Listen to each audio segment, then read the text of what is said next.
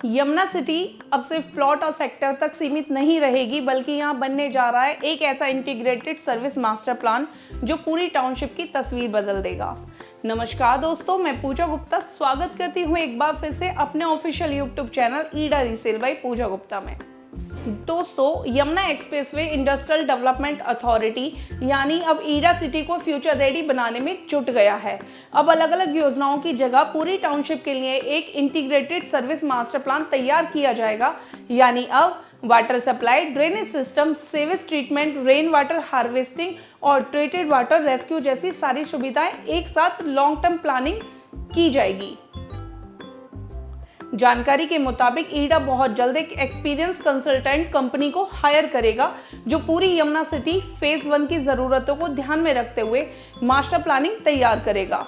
और खास बात यह है कि यह मास्टर प्लान सिर्फ पेपर वर्क पर नहीं बल्कि मास्टर प्लान 2041 के प्रपोजल को ग्राउंड लेवल पर लागू करने में बहुत मदद करेगा।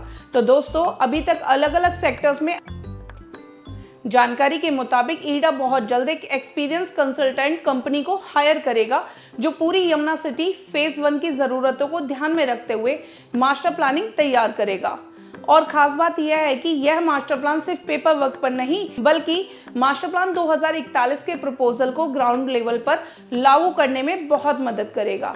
तो दोस्तों, अभी तक अलग अलग सेक्टर्स में अलग अलग तरीके से काम होता था, लेकिन अथॉरिटी अब सेंट्रलाइज्ड प्लानिंग मॉडल पर काम करेगी ताकि फ्यूचर में किसी भी तरह की वाटर क्राइसिस या ड्रेनेज प्रॉब्लम ना हो।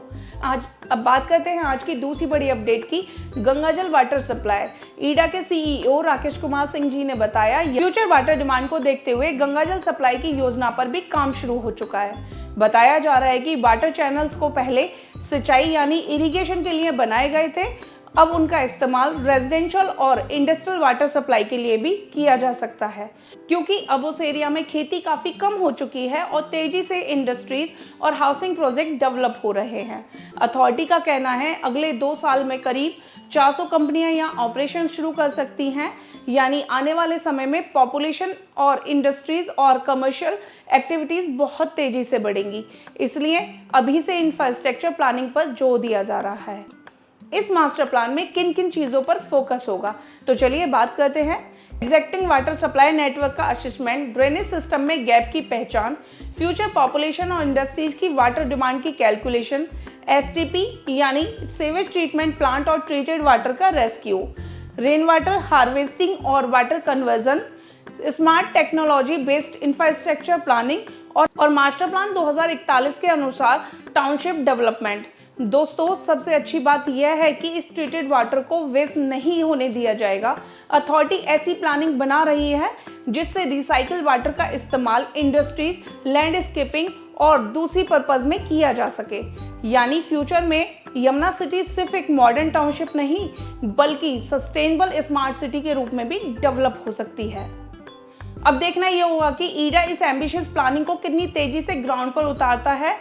और आप भी यमुना सिटी, नोएडा एयरपोर्ट और ईडा में हर बड़ी अपडेट को पहले जानने के लिए हमारे चैनल को सब्सक्राइब जरूर करें।